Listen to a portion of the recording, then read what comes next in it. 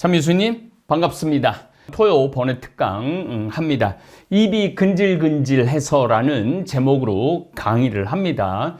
이제 시국 특강은 끝났고 이제 번외 특강으로 강의를 할 계획입니다. 제가 그 제주도 다녀왔습니다. 순례자의 집을 이제 시작을 하기 때문에 잘 가는 횟집, 해담이 횟집이라고 그 사장님이 12월 3일 지나고 작년 비상계엄령 선포하고 난 다음에 다음 날부터 손님이 안 온다는 거예요. 그런데 어제 그러니까 2025년 4월 8일 날 또 갔죠. 이제 4개월 만에 또 갔습니다. 가서 요즘 어떠냐 그러니까 파면이 결정되고 난 다음부터 손님이 늘기 시작했다고 그러더라고요. 그러니까 아마 그 집뿐만 아니라 우리나라가 4개월 동안은 거의 기업도 투자를 해야 될지 말아야 될지 이거 뭐 설비를 증설을 해야 될지 말아야 될지 4개월 동안 온 나라가 스톱이 돼 있어요.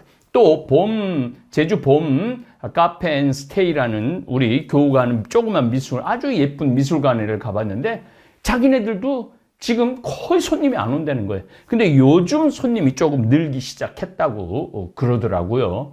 온 국민이 그놈의 비상계엄령 하나 선포 때문에 온 국민이 고통을 겪고 있었죠. 이제 비행기도 마찬가지예요. 탄핵 시국에 있었을 때 제가 제주도 갔을 때 비행기가 텅텅 볐어요.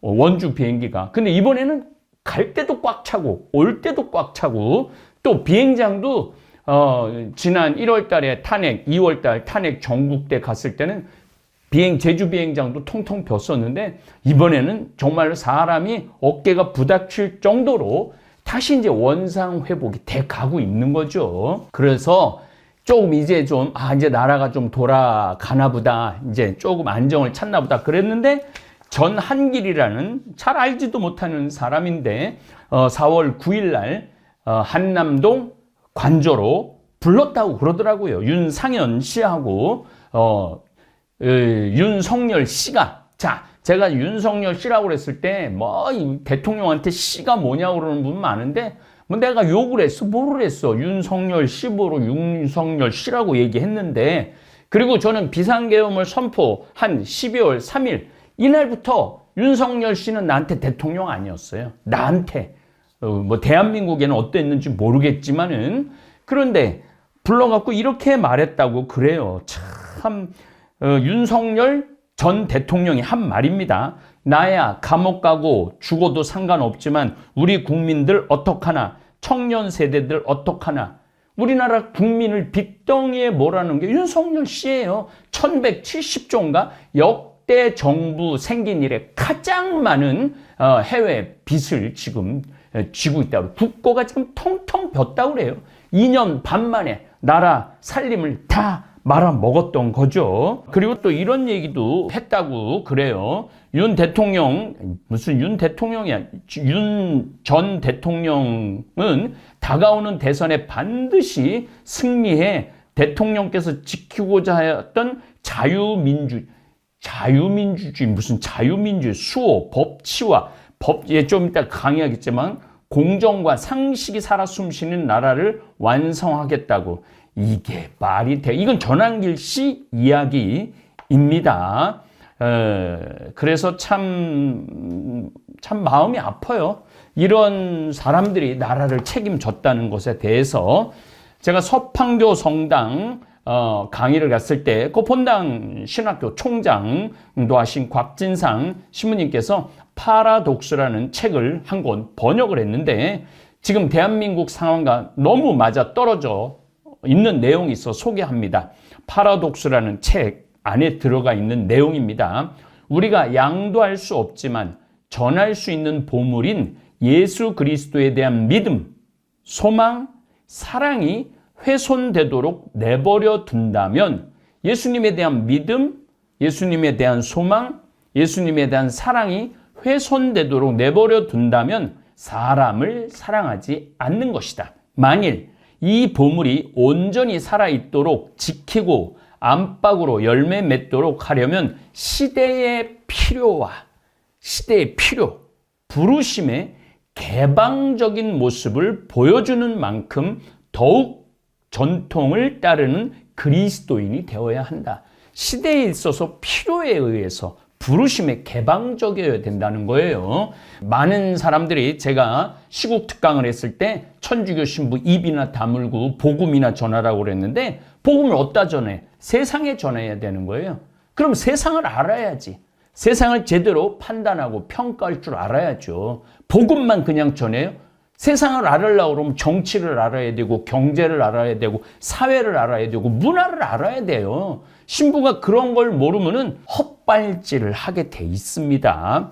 지금 트럼프가 오늘 관세 유예 잠깐 하겠다고 전 세계 한 사람이 그렇게 중요한 거예요. 전 세계를 비상으로 만들어 놓은 트럼프나 대한민국을 비상으로 만들어 놓은 윤석열 전 대통령이나 지도자가 얼마나 중요한지 알 수 있죠. 2024년 12월 3일 비상계엄령이 선포되는 순간 대한민국에서 믿음, 소망, 사랑은 훼손된 것입니다.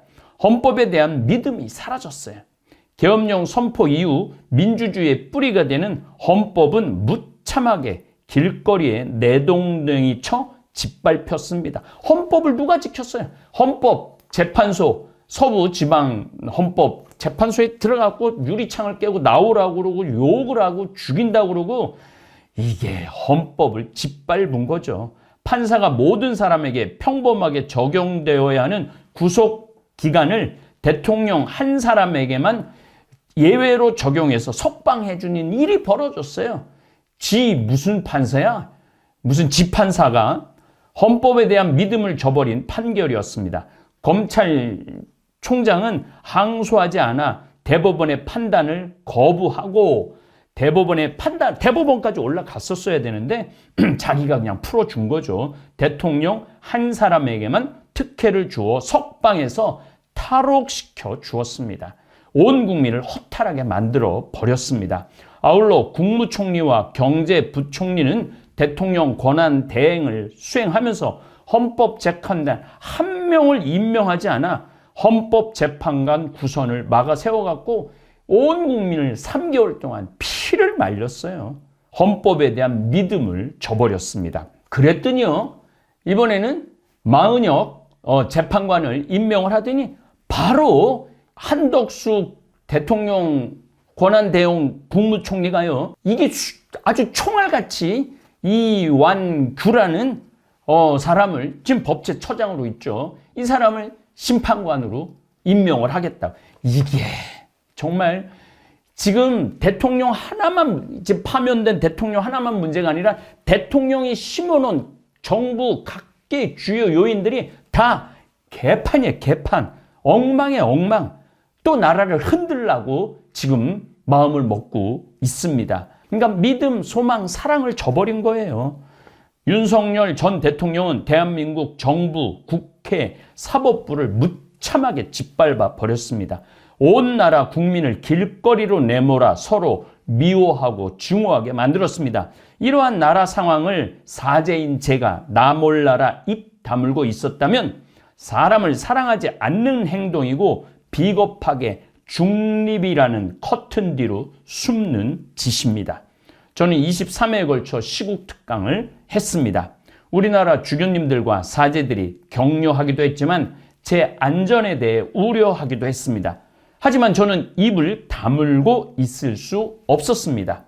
교황님도 정의에는 중립이 없다 하셨고 사실 정의를 실천해야 할 때 중립은 있을 수 없습니다.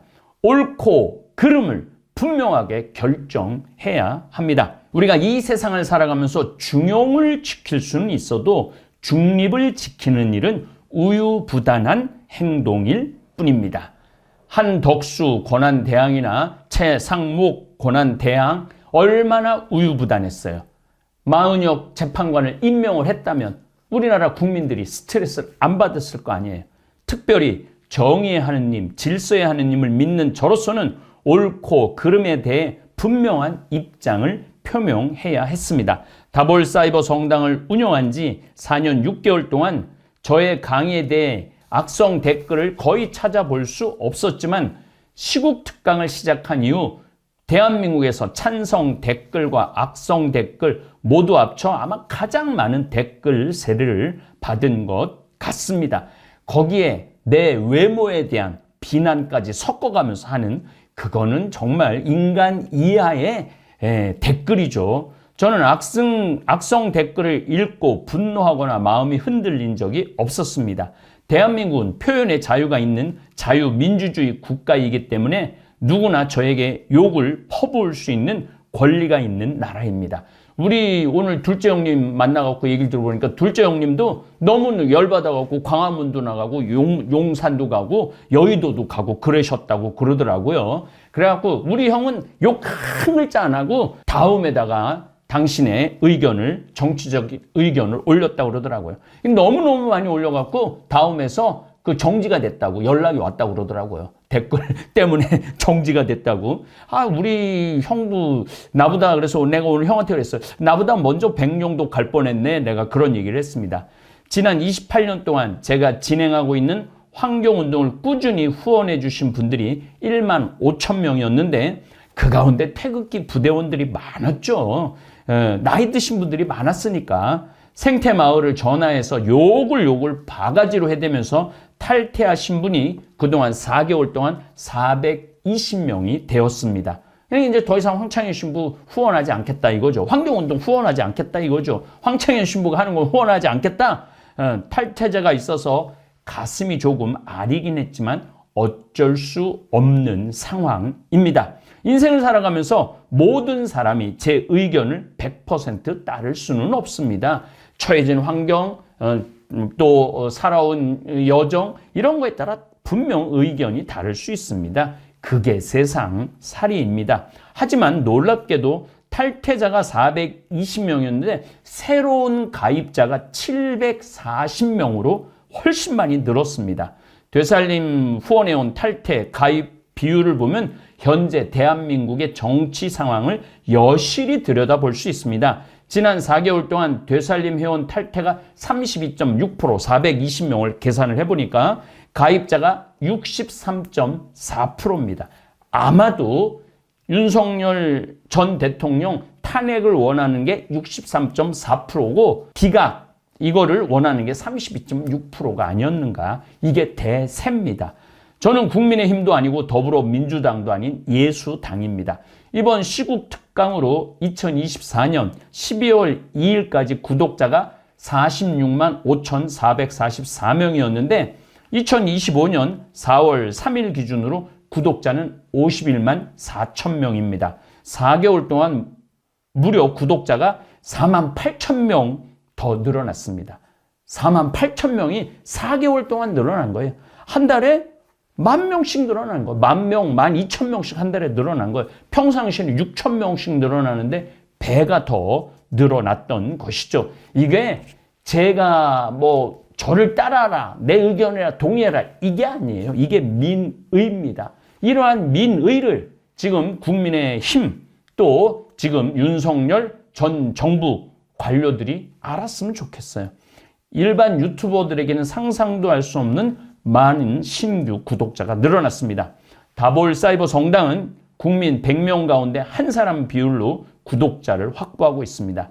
저는 우리 다볼사이버 성당 교우들과 건강한 대한민국을 가꾸어 나가는데 이제 큰 역할을 할 겁니다. 앞으로 다볼사이버 성당은 환경 보존운동, 사회 곳곳에서 힘겹게 살아가는 약자들, 특별히 강원도, 평창, 영월, 농민들 제가 살릴 거예요.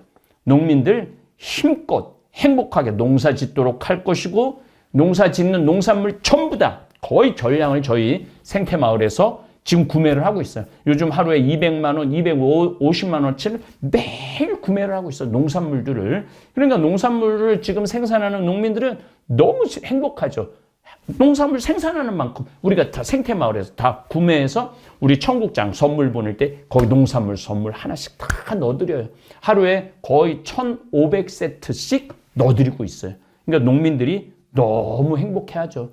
저는 농민들이 행복해야지 농촌이 살고 농촌이 살아야 환경이 살고 환경이 살아야 대한민국이 산다고 믿는 신부입니다. 앞으로 열심히 할 겁니다. 또 건강한 목소리 내는데 게을리지 하지 않을 겁니다. 제가 이제 내일부터 미국을 다녀올 건데 미국에서도 입이 근질근질하면 미국에서도 촬영해갖고 보내갖고 편집해서 내보내도록 하겠습니다. 감사합니다.